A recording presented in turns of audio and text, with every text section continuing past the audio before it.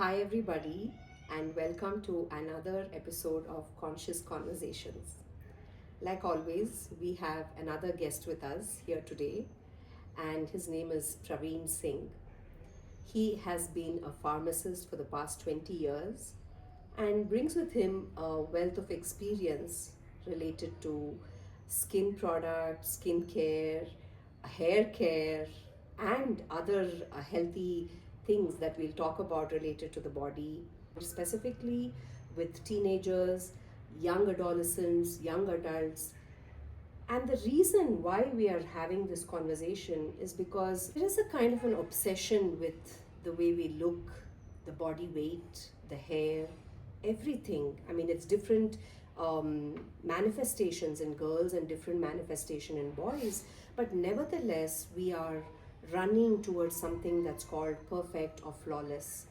And this is making us wonder, right, Yeah, Praveen, if we are putting too much emphasis on all these things like skincare, hair care, beauty, body weight, and thinking that worth, confidence, and self esteem is actually coming from these things. So yeah, that's why we're here to talk about what he's learned and my experience with children and trying to give a platform for children to see what works for them. yeah.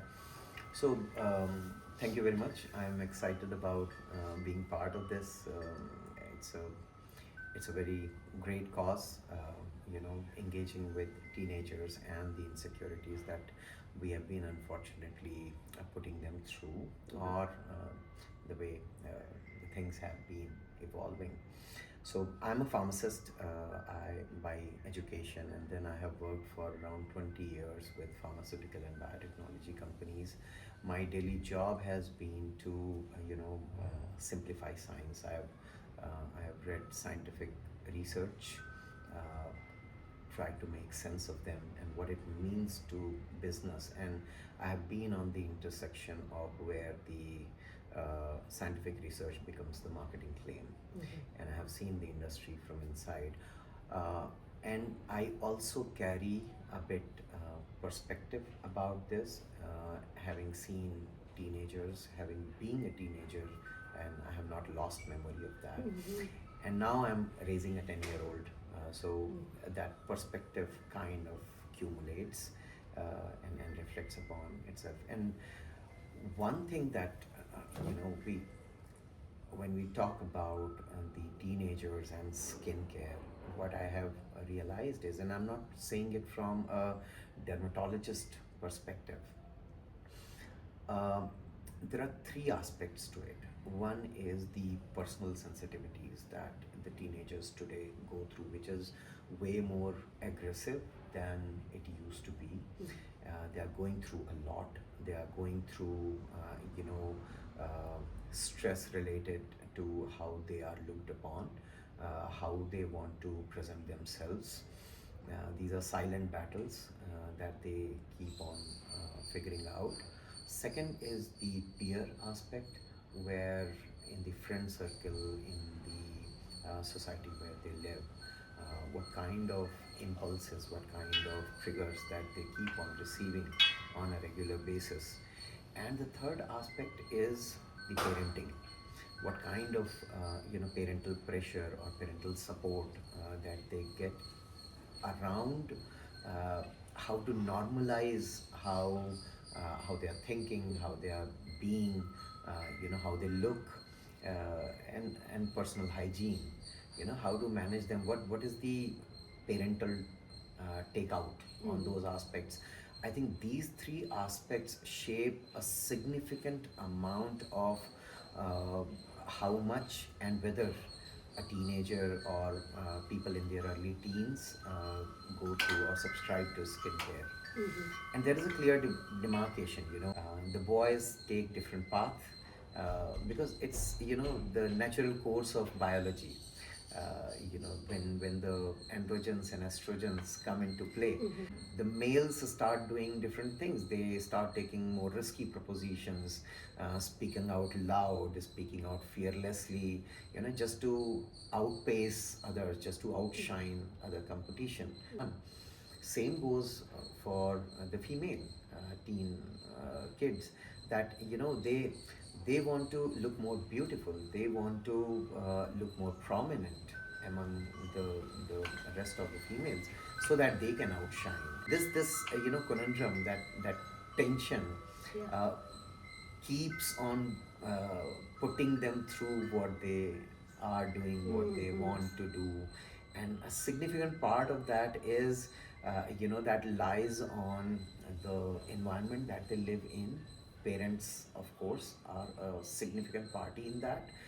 But friends and their biological condition, their self perception, self worth, they all are part of the package, and Mm. you cannot look at a single isolated component of that. Right, Yeah, right. you need to look at things in a more holistic way. Absolutely. I think what you say is, really right. Like the boys may make fitness, Yeah, which is actually a healthy thing, yeah, into something that's an obsession yeah, with the proteins and yeah, the yeah, over exercising, if yeah, there's something like that.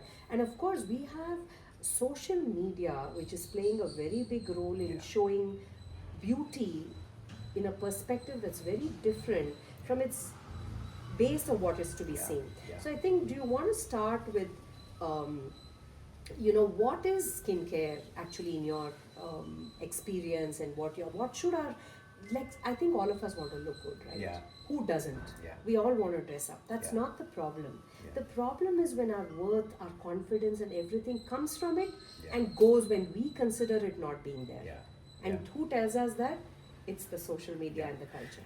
We all want to look beautiful, but my contest to that question is that significant part of how we look beautiful doesn't come from how our skin is, or how Mm, our being absolutely. is. Beautifully said, You yeah. know what we do, Mm-hmm. how we conduct ourselves is a more significant part of how we look. But the age is so sensitive. We make we blow everything out of proportion, and if there is a small um, mole on our face, we blow it on out of proportion, that this is the whole face. Regarding skincare, I don't think that's a bad thing. Subscribing to skincare is part of your daily hygiene, daily routine, and that should be, there's no age to it. We have been putting skincare to our babies. We have been putting massage oils. We have been Mm-hmm. putting, moisturizers to babies. So skincare does not have an age. The distinction that I wanted to make is when that intent of skincare changes. When we start following a TikTok video or Instagram video where there is a 7-step routine, 13-step routine, which are now being conducted by 9-year-old, 13-year-old, that is concerning, Mm-hmm. because that is not where it goes where it should. Mm-hmm. Okay.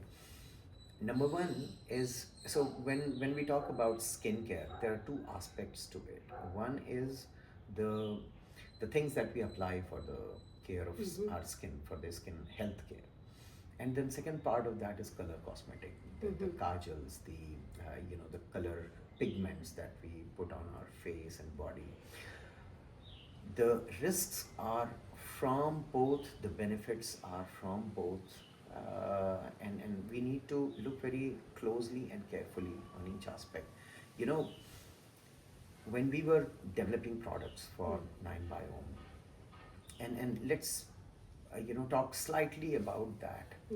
When we think about our skin, we mostly think that our skin is the way it conducts, or the creams that we put and how it becomes better. But if you see on a more philosophical level, your skin is combination of everything that the environment puts on you, and how your skin responds to those triggers. It starts with your situation, that where do you live, how much stress you have, how much sleep you have, whether you live out in sun, whether you live closer to the beach, or you live in a forest, or you live in a concrete jungle, in a city. Where do you live? That has a significant impact on your skin. I is your, K is your karma, that how kinetics, how you do things, how do you perform Mm-hmm. things, how often do you use new products, how often do you try out new things. They have a significant impact on your skin. Eye is the most important part, is the identity. What are the genes that you were born with? Mm-hmm. And those are the aspects that no skincare can modulate. Mm-hmm. And that's the biggest chase, but that's the most impactful part of the skin. That what kind of cellular structure your skin has, what kind of sebaceous glands your skin has, how many sebaceous glands your skin has, what kind of melanin your skin has, what is the ratio of different cells your skin has, how many mast cells your skin has. So, that will determine your propensity to get tanned, that will determine your propensity to catch infection, that will define your propensity to fight infections, and whether if there is a acne, so that acne will heal within 3 days or 3 months. That all comes from your genetics, and you can't do anything about it. You just need to embrace it. Okay. And in the end, nutrition, what you eat, how you eat, where you eat, how much you eat, what you eat, makes a tremendous amount of contribution to how your skin is. And if you combine these four aspects together, what you apply your skin is just a minuscule part of all that. And we blow that out of proportion. We put so much emphasis on that, that we almost forget about the other important things, how skin behaves and looks. I think that's really beautiful, and especially the acronym Yeah. SKIN. I think it helps you remember. And just to summarize for our viewers, so situation, Yeah. the kinetics or the karma, Yeah. and the identity, and the Yeah. nutrition. Yeah. See, that itself gives a different perspective, right? Yeah. So, if something happens, my thought is not like, okay, what can I just take care? Yeah. I will look into these aspects of Exactly. it. Exactly. And that's Exactly. what we want our children Exactly. to do, right? To take Exactly. care of their skin Yeah. in this way. Yeah. So, I want to ask you this. So there are many aspects, right? Like the beginning when you started, you said there's the parents, there's the peers, and there is, the own interest of the child.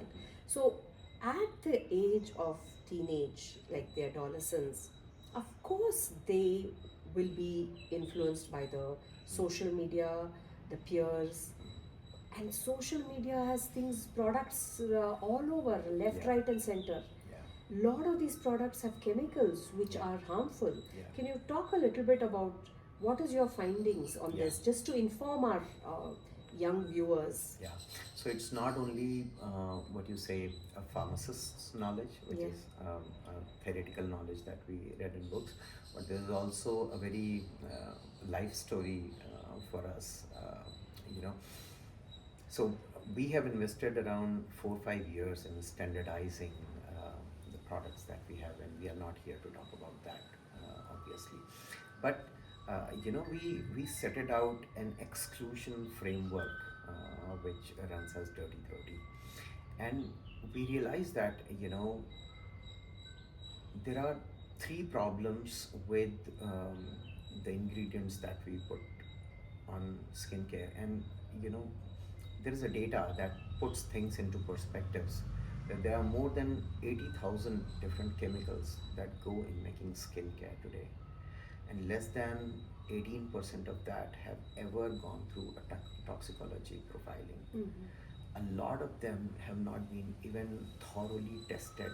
There is not enough data on their toxicological safety, and uh, enough data is not present there. So there is one aspect that there is lack of information about the ingredients that is used in skincare.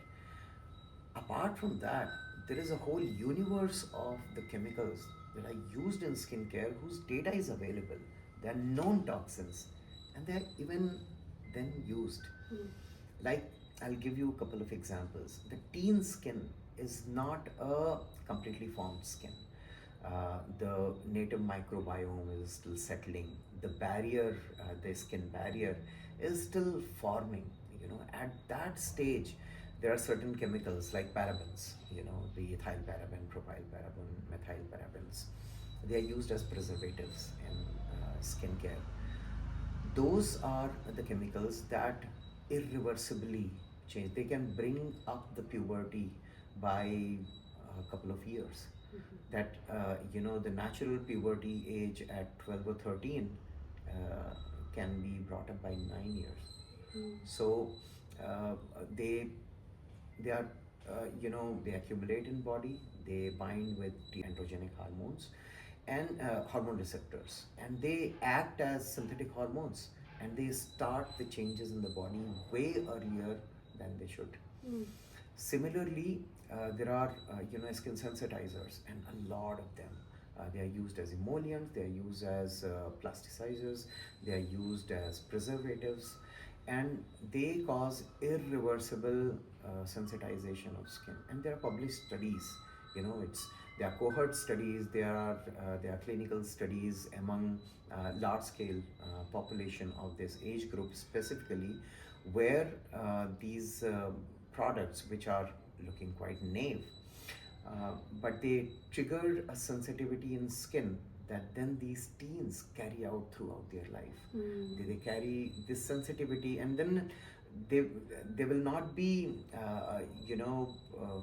a solution to this. They will, because sensitization is something that then it is on immune response. So to suppress that, you will have to change the immunity levels, which is another circle of blow up, which is not required at the later stages of our life. So it is not to scare, and I don't think that we should become paranoid about it, that everything is bad, but choosing what to put and being very mindful how much is enough is the key. That uh, from a skincare perspective, now we have started understanding that less is more. But I have seen teenage girls subscribing to 9-step routines and 10-step routines. It's clearly not healthy. And all these products used in those routines have chemicals in them. Is that right? Every product that we use is a formula, okay, and a formula will have a certain fillers, active ingredient, preservative. So somebody using 9 products in a routine, they're using 9 preservatives, 9 emollients, 9 different actives. So by the end of one single routine, that person have already taken more than 50 different types of chemicals on their skin. And that is on a stage when the skin barrier is not completely formed, the native microbiome is not completely settled. So that those are the products that leave a permanent damage on skin. So, I mean, going back to skincare, right? And like every other healthcare, like obviously for health is why we do these things. My observation of clients of this age group and having had daughters in this same age group, I feel like when a child just enters teenage, of course the hormones are going to be the reason why acne is coming for most of the time. It's not the child that is bothered of the acne until another adult, whether it is a relative or a friend, says, "Hey, you have a pimple. Why? Did you drink water? Are you eating too many chips?" Like, this is where I feel we are drawing attention to something that shouldn't be on our skin. Yeah. Can you talk to that in your experience? So, acne in particular, okay, and that is part of the life journey of most teens these days, and this is a very big myth that acne is formed because of some unhygiene. Please say that loud Yeah. and clear, because It is. so many parents are eating their child's head, Yeah. saying that you're not clean enough. Acne is not a hygiene problem. Acne is an inflammation problem, and most of the times and it is the research is in unfolding, and now we are now correcting our understanding of how acne formed in the first place, even in adults. Adolescent and teen acnes are a completely different thing. When uh, young adults, the teenagers, they enter this age, they carry a lot of stress, a lot of self pressure, a lot of self doubt. And if they don't have a very healthy environment to talk about within their family, within their friend groups, they're carrying a significant amount of that stress continuously. Absolutely. That stress, a lot of time, that impacts the gut health. And most of the teens who see persistent acne on their forehead, that needs to be seen by a metabolism expert, not by a dermatologist. It is not a dermatologist problem. Okay. Now, acne is an inflammation problem. There are different types of messengers in our body. They are called cytokines and cyclotrines. They are the inflammation announcers that something has happened. And when something has happened, the cells in our skin tries to cover up for that. That there is a point of inflammation. I am releasing more oil to protect it. And when more oil starts getting produced, it starts accumulated in a vesicle. And if the native microbiome is disturbed, the high chances are that there are pathogenic bacteria that will land on skin and they will start eating up into that oil, because that's a very nutritious food for the bacteria. Wow. And then that bacteria causes the acne. Okay. So it is always the other way around than the how we perceived it initially. That bacteria doesn't causes acne. The acne invites the bacteria, and if we are consistently washing and using skincare product which has deprived our native microbiome, there is a significant opportunity for the pathogenic bacteria to infest those protective layer and start an acne. So, in your experience, when is it a red flag for the parents to see that it is a problem that needs to be addressed either by a dermatologist or a doctor? And when is it just a puberty thing which will take its own course and be okay? I think there is a need, and in my personal opinion, there is a set of parents which are overly enthusiastic about their kids using cosmetics and look different from others. I have seen those kind of parents. And there are a set of parents who are very critically observant of their kids, that you're not looking good enough, are you clean enough, consistently pointing. And those kids don't have not learned to express themselves very nicely, especially if the communication channel between parent and kid are not very healthy. So there is a one-way communication. The parents observing that you're not very hygienic, you're not maintaining it well, you're looking dirty, you're looking are you doing this, are you doing that. Kid has a response to everything, but they're not communicating back. They're discussing it among their friends and all, and that steam is building up, and that's not so. I would say it's not only about skin when the parent should realize when to see a doctor or something.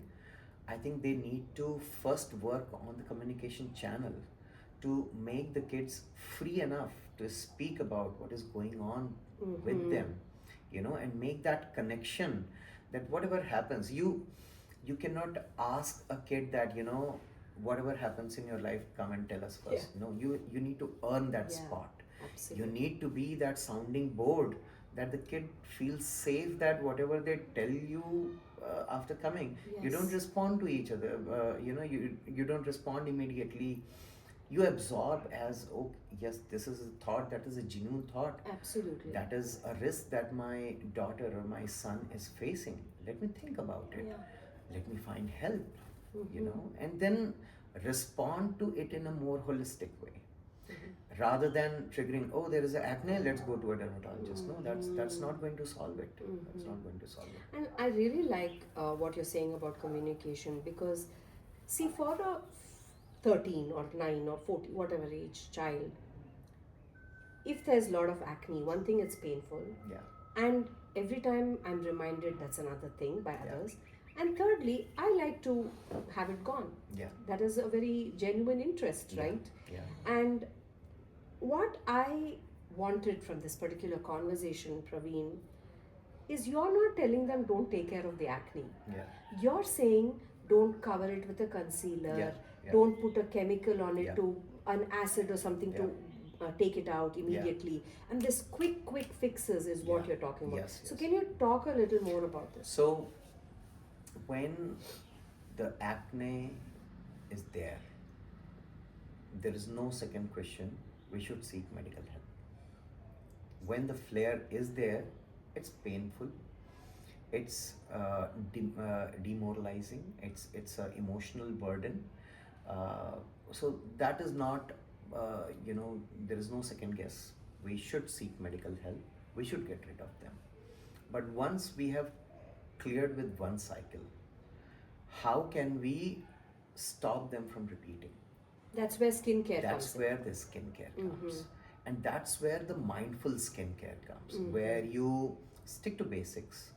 You don't, you don't start using concealers. You don't start using artificial pigments on your skin. You don't start using, flashy bronzers and all on your skin. You adhere to basic skincare, stay hydrated, stay moisturized, and rest everything skin will figure out on its own. When you're going out in sun for consistent time, you need to apply sunscreen. These three things are no brainer and are not up for discussion. Yeah. Your hydration, your moisturization, and your sunscreen. Now in sunscreen, uh, I am particularly against organic filters. So we should use mineral-based sunscreen, especially in teenage years, because most of the and now in 2021 FDA pointed it out with very strong words that there is no enough safety data, guys. You need to go back, generate more data, otherwise we are taking out all the GRAS notification. GRAS is generally accepted as safe. Okay, so earlier there were GRAS notification for most of the sunscreen, UV sunscreen filters. In 2021 it was removed for every sunscreen filter. And industry was directed, but industry has its own pace, researchers have their own scope. That will take a lot of time, but I would suggest only adhere to mineral based sunscreen. There are a lot of misconceptions that mineral based sunscreens caused white cast, they are very heavy. None of them is true. You just need to find a sunscreen which is for your, for daily cover, and you can carry it for the whole day. You'll find one in the market. But you do these three things: hydration, moisturization, and sunscreen. Okay. And you don't need to do anything else. Yeah. Everything else is just a marketing gimmick and a facade. What's the makeup they can use which is safe on their skin at this particular point? Uh, See, there are two aspects to it. One, what a teenager thinks, and there is the other aspect of the how society looks at them. And I think the larger part of we as a society also need to change to make teenagers feel safe in what they are doing, in what they are wearing, how they want to dress up. Exactly. Yeah. And sometimes we become overly critical. We start judging kids whom we don't have any relation with, whom we don't have anything to do with. Absolutely. But we become the absolute judges of the society and we start judging everything around. Yeah. That needs to go.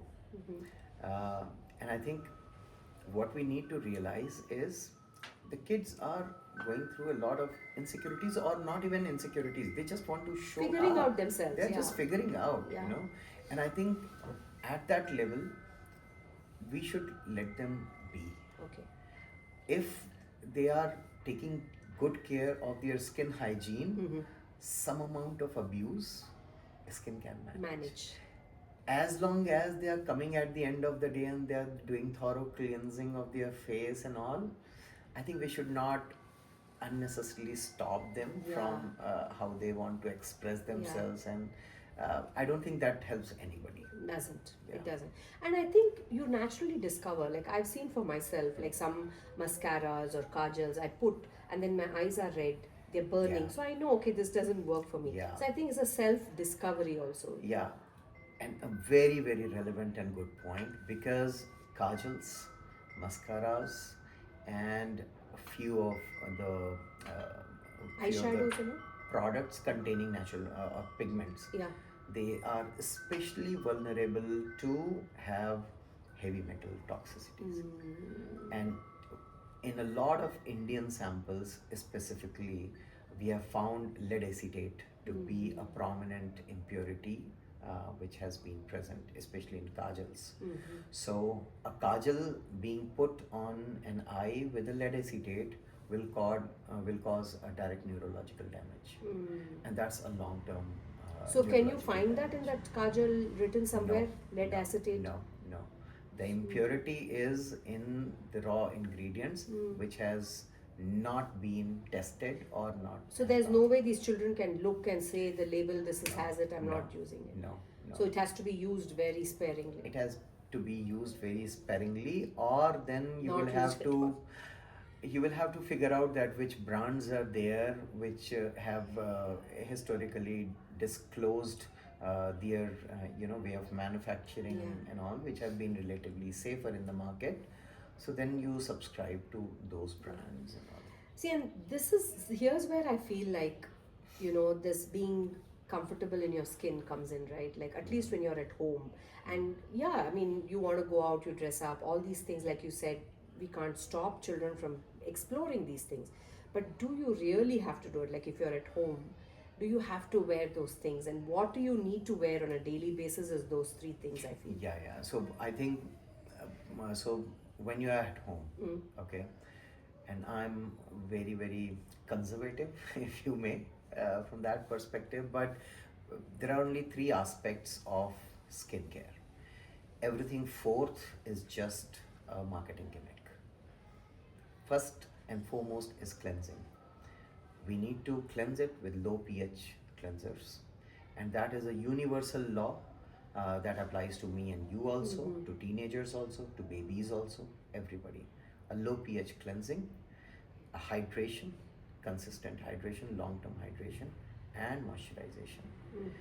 And the best form of that you can figure out, it's always beneficial to be as close as the biomimic ingredients, the way things happen inside our body. If we try to replicate it with the products that we use, nothing like that. But we don't need fancy skincare at any point, and especially when we are at home, when we are not going anywhere, we should particularly avoid skincare, overly skincare. I would count these three things in skin hygiene. So we should always maintain the hygiene, skin hygiene. But apart from that, we should. And with the care comes, like, if you are applying makeup, then make sure you clean it properly. Yeah. Make sure you check what makeup you're using, Yeah. how much you're using, Yeah. is it really essential? All these things is the responsibility of the teenager, right? Yes, yes, yes. Um, And I think, just to add on that, I think parents should play a very active role on that. Making them self-assured, self-secured, and supporting them. That you want to do that. Yeah, let me help you out there. Yeah. Because that way, when there is a time that comes that you need to tell absolutely that this is something bad for you, Yeah. then kids will understand your perspective as well. Absolutely. But if you enter only to criticize and stop and modify their choices, then even the restrictions that you want to put, they also won't work. So, I mean, I can share and add to that, because I find, like, we all have a experience, right, in our childhood as children, and maybe makeup was not a part of our livelihood and the way we lived. So we have or we may have heard judgment. Oh, so Yeah. and so wears makeup. These are the Yeah. kind of people. Now this is sitting at the back of our head, Yeah. and here our teenager comes and says, "Mom, I want to wear makeup." There, Yeah. we have alerted. no, how can you? Do you know only this person well? And we start resisting Yeah. something which is a conditioned belief Yeah. which hasn't even been looked into. Yeah. So I think as parents, our responsibility lies in being open Yeah. and saying, okay, what do you want to wear? Let's Yeah. see. Yeah. Like I remember whenever my daughters would come and say, I want to try this, I would say, do research on it, find out more Yeah. about it, and bring it. Yeah. Maybe we can use it. Yeah. And that's such a beautiful point, because what I realize now is, between parents and their kids, there are only two things that matter. One is education, second is communication.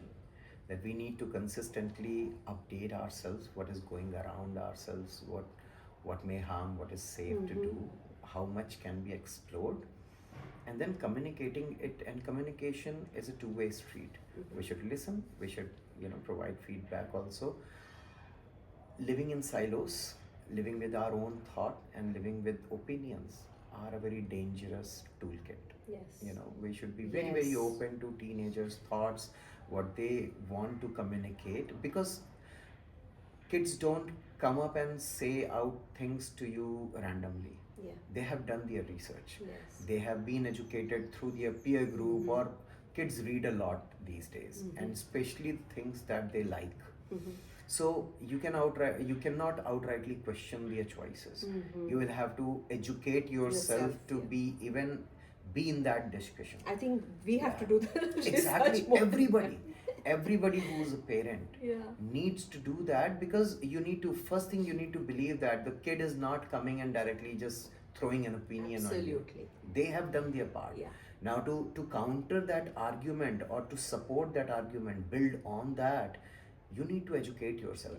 And if you're not doing that, you're just shying away from your And responsibility. I think questioning your own belief system will help with this understanding, yeah. and then you see clearly, oh, maybe that was working then, Yeah. it's not working now. Exactly. Yeah. So And just taking, decisions based on what you have experienced in your childhood Yeah. is such an outdated Yeah. thought.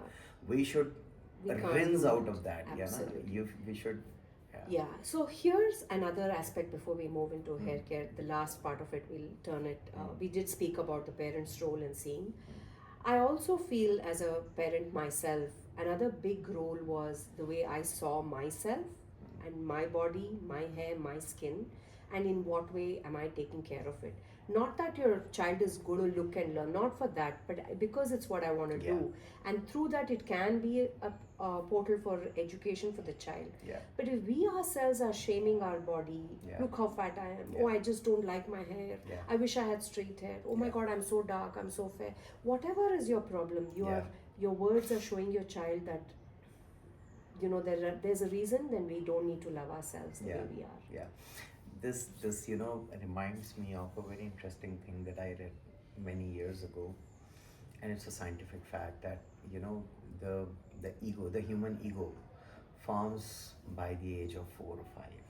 Okay, and that ego forms because of the surrounding, of the kid. And what we say is, you need to offer unconditional love to the kid in those early years, because when the kid embraces that unconditional love, the the ego is very secure, very self-secure and self-worth indulging.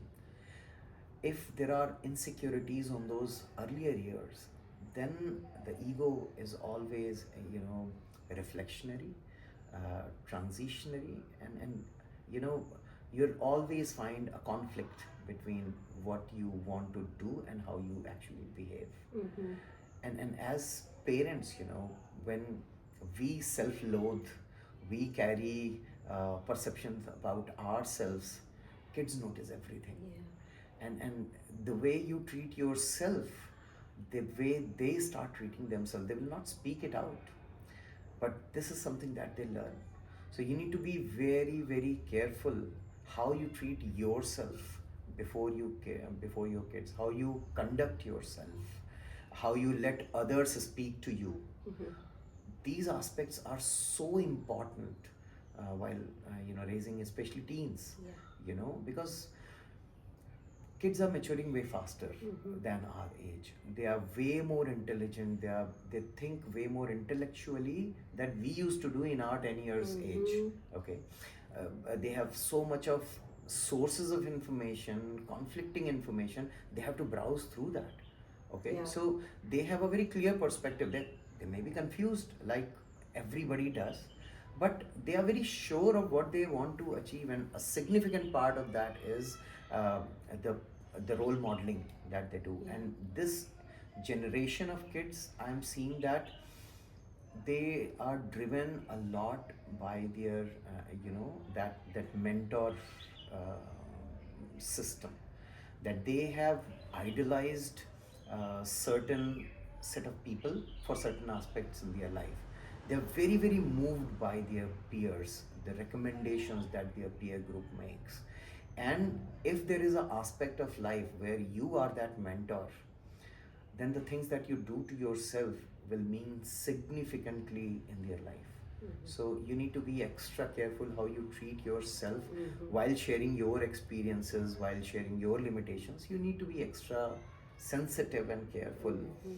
because everything the kid will carry. Yeah, and I think it's also a journey for us, right? It's nice to accept our own selves the way Yeah, we are, and yeah, so this is a growth in absolutely, itself.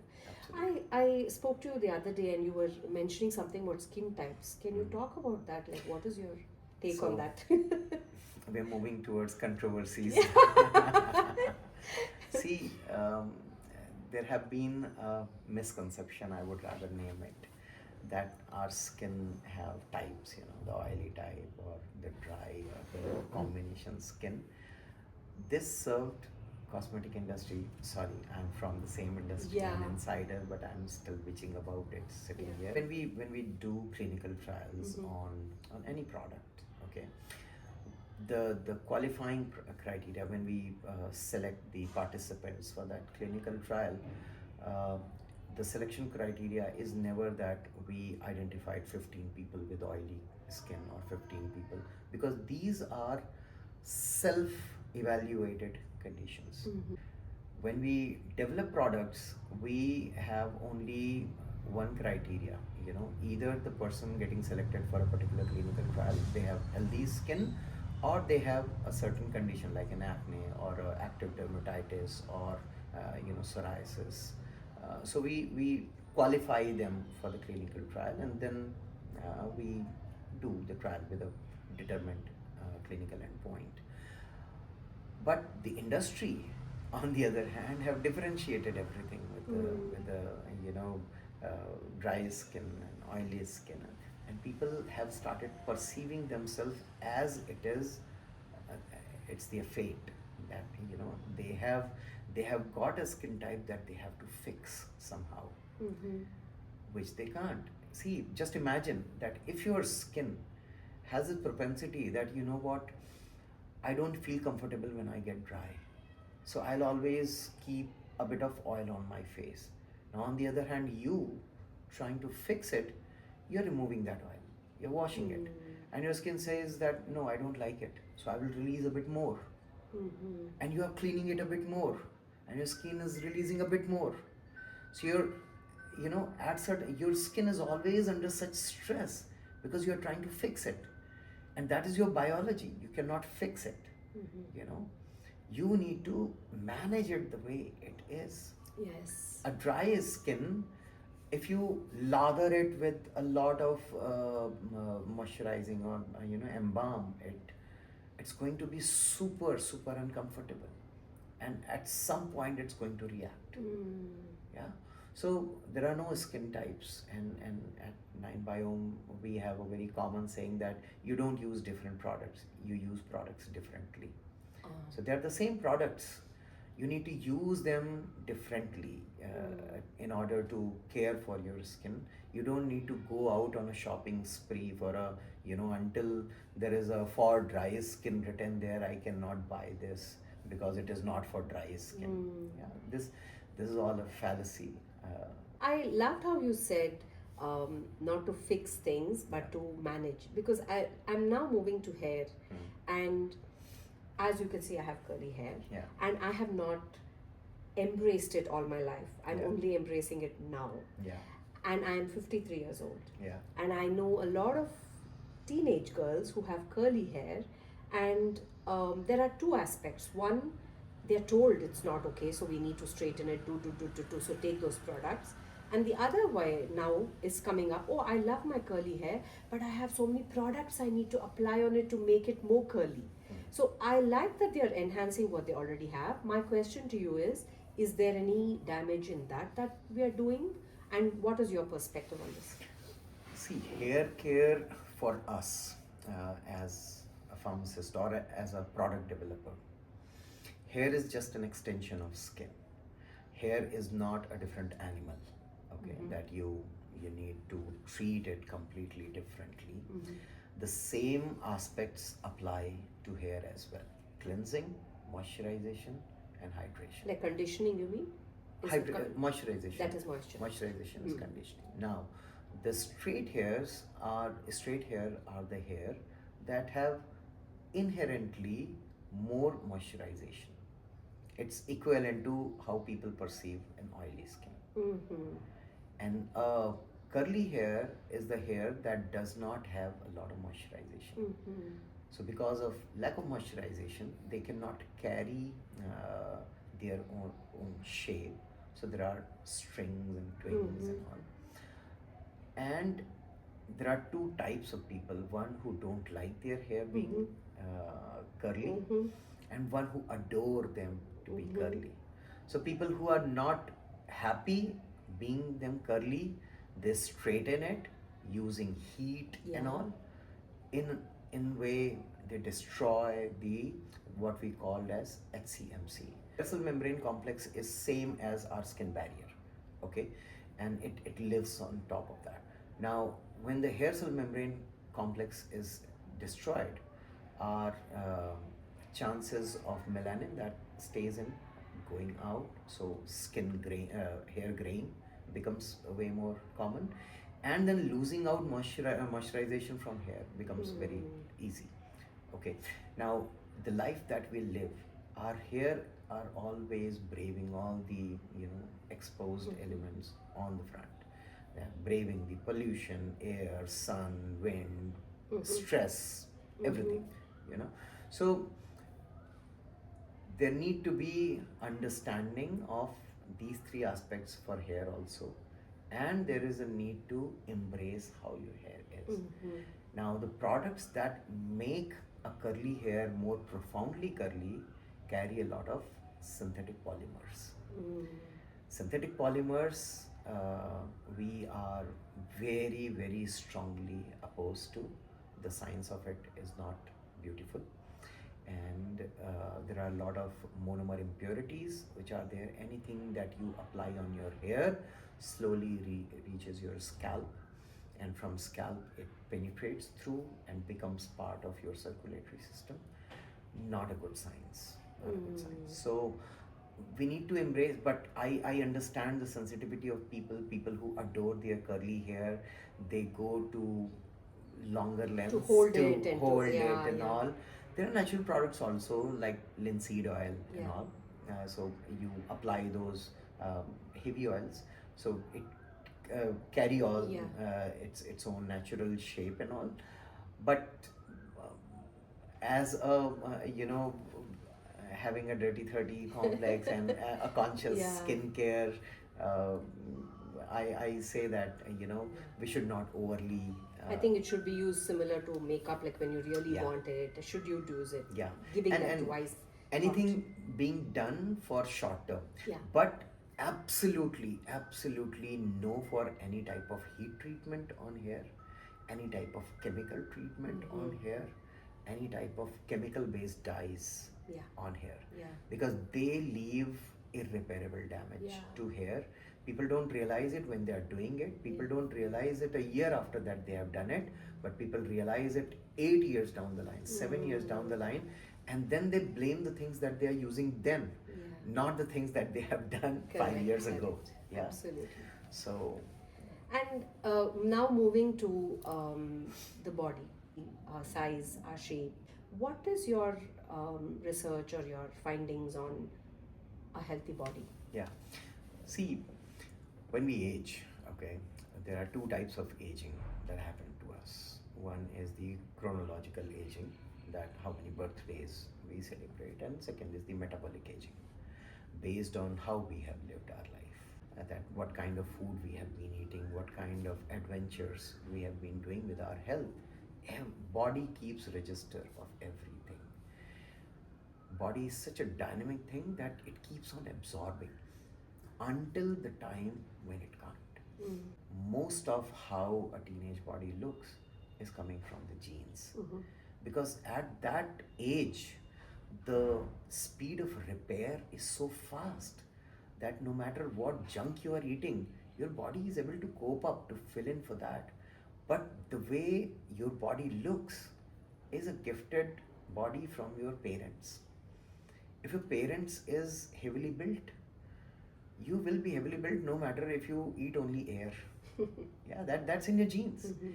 And the most unfortunate part of that will be that a parent objecting, forgetting that this is our genes that have gone into the And kid, restricting the food. and they are restricting the food or making them realize that you're fat. Yeah. That's the worst thing that Yeah. a kid can, those are the factors that a kid cannot do anything about. Yeah, it's given. That's the body Yeah. body type, Yes. and that's the Skin color, genetics, body skin type. color, body type, Yeah. skin texture, Yes. the hair type, the curly or Yeah. straight. They have no control over it. And it's wrong to shame them on those It's things. very very wrong. I think if see, in a peer group, these are very natural things to happen, because those things, those people in their peer group are also immature, figuring Yeah. out things. So from coming from them has a different weight.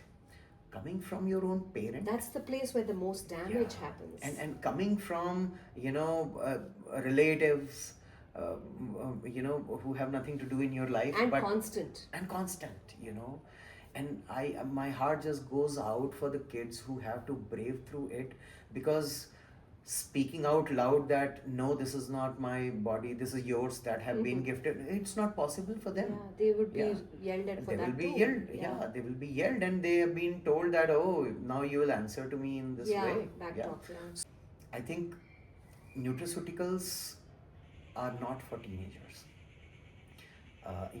Until there is a medical deficiency that kids are short of, say, vitamin B12 or vitamin D, Mm-hmm. then they need to supplement. Otherwise, they just focus on food And healthy food. and healthy food, diversified food. Diversity. Diversified food where they are having enough amount of fibers and enough amount of fat, enough amount of protein. And I think if they take care of these three things, proteins, fibers, and fat, they will never be short of anything.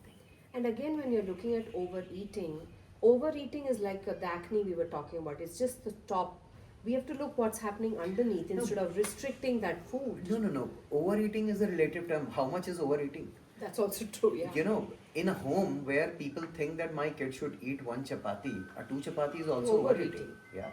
So, And who decides that? and who It's your decides body that? Yeah, is it's neat, your right? body. Yeah. I'm feeling hungry, I'll eat. Yeah. And when there are growth spurts in teenagers' bodies, there should not be any restriction of what they're eating. Mm-hmm. I think they should be motivated to have more mindful eating. Yeah. That they should replace the chips that they are eating from the fiber, or but at the kids' age, nobody is going to subscribe to 100% vegetable diet. I don't think anybody of us are to 100%. Exactly. Like we do cheat days and stuff Yeah, like that. yeah. But cutting down on sweets, kids, and commenting them when they are picking up sweets or ice Yeah. creams, it's very inhuman. It's very, very It's hard. inhuman. Yeah. I It think should not when happen. we are talking about, like you rightly said, things that are given to us by nature, Yeah. and our opinion of whether we like it or not is not what is need Yeah. to be said. Yeah. What is needed is to accept that beautiful Exactly. gift the way it is. Exactly. For a teenager, I can definitely understand, because they are going through a lot. They are getting new perspectives every day. They have made somebody an idol and they want to imitate them. But from a parent's perspective, you need to be prepared for the things that are changing, You need to be there. You don't need to be obstructive. You don't need to be, a guru that I will guide you through your. Mm-hmm. No, that's the worst thing that you will do.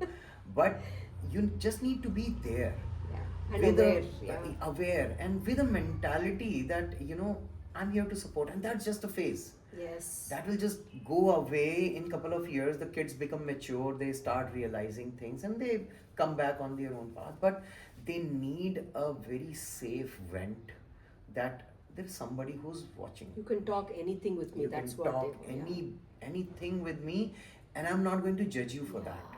And that aspect cannot be said, it needs to be earned. Yes. That you will not get judged if you tell me anything. Yes. That needs to You be know, and earned. many times I hear, oh, I didn't say anything. Sometimes we don't need to use words, our Yeah, body says it body all. language.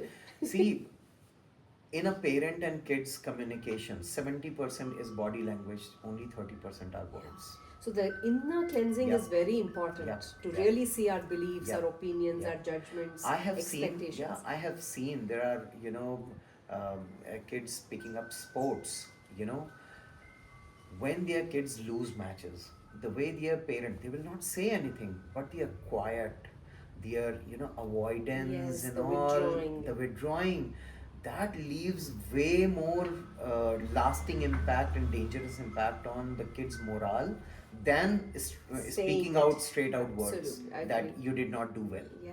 You know? So I think we do more damage through our body language, the way we conduct ourselves in front of our kids without saying our words, Mm-hmm. have more meaningful impact on compared the words Yeah. that we speak to them. Yeah, Absolutely. I mean, I really feel that this is all so tied into the conscious parenting, yeah, and yeah, yeah. just like what you're talking, and like you rightly That said, is this true. is conscious skincare, hair care, and body Yeah, care. yeah, But before we go, I just have a question for you. So, we do see how social media, culture, the companies are playing such a big influence on our children.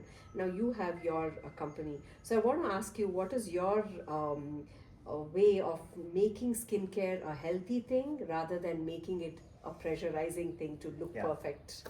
See, we are not a revolution. We don't claim that we are. See, skincare is a very busy market. Okay, any story that could have been told have been told. There are such large companies, they can own any kind of campaign, rosy campaign, emotional campaign. Mm-hmm. You know, what we are trying to. We are a very small company. We are just started up. We are just trying to make scientifically proved products. We have our own exclusion criteria that have made our lives hell, which have made us, make products really, really very difficult without the help of those easy chemicals. But we are on our journey. We're trying to make products that are meant for skincare, and uh, the the way we started was, uh, most of what your skin needs cannot be applied to it. So a lot comes from within that heals and supports your skin. And there's only 20%, 30% that you can do from top. Mm.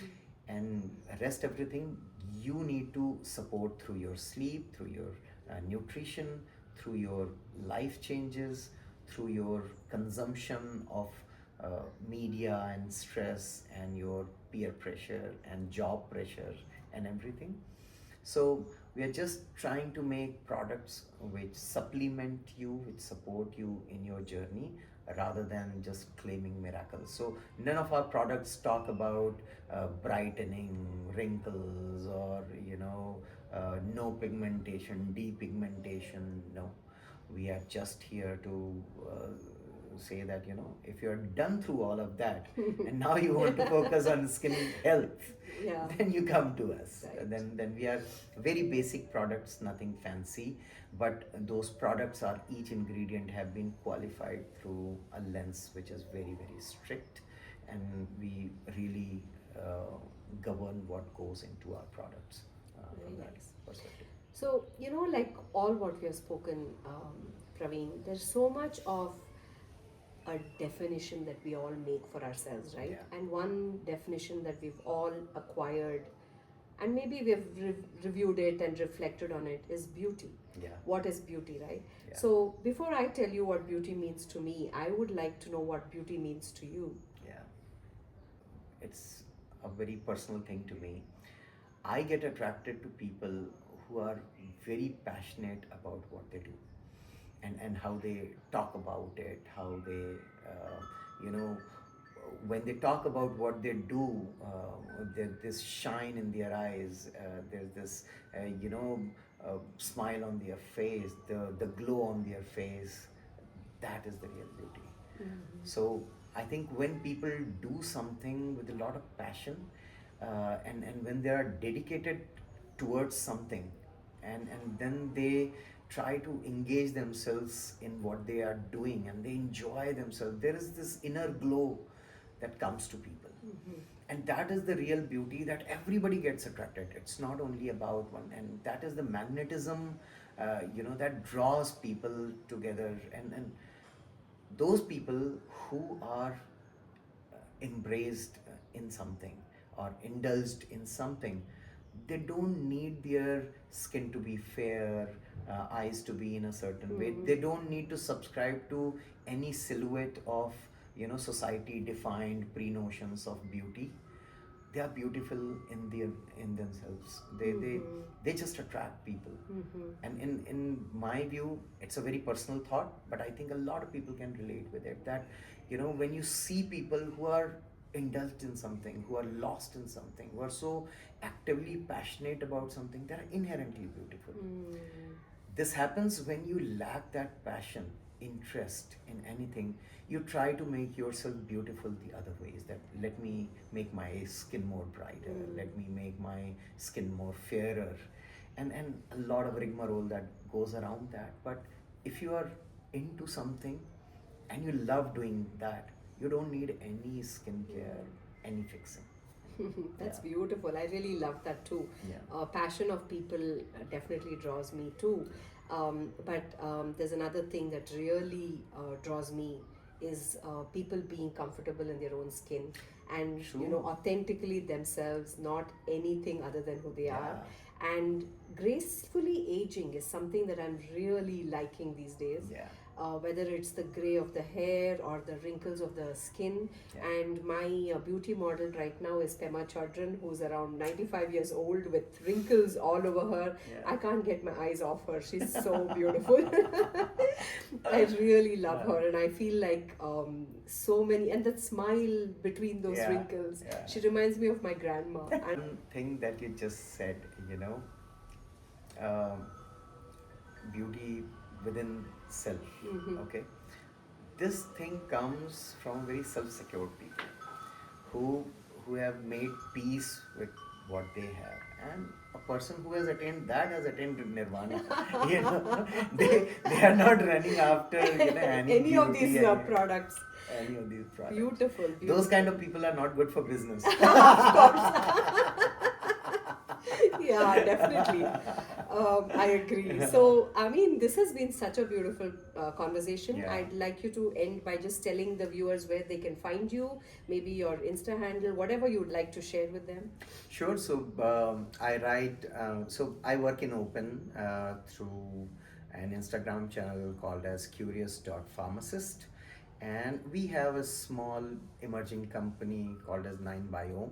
So if you want to check out, this interaction is not to talk about our products or skincare company. We just happen to discuss about teenage health and security around their skin health and all. But if you're curious about conscious skincare and healthy habits, then do check out my products as well. Thank you. So, thank you all for listening. And I think before I end, I just want to say that as a parenting coach, the one thing that we can do for our children is to look beyond their appearances. There is so much within them and the things that they do. Like we both shared our beauty definition. Let them discover their own definition, but let us show them the different aspects to them, of which looks and appearance is just a very tiny part. Thank you and bye bye. Awesome.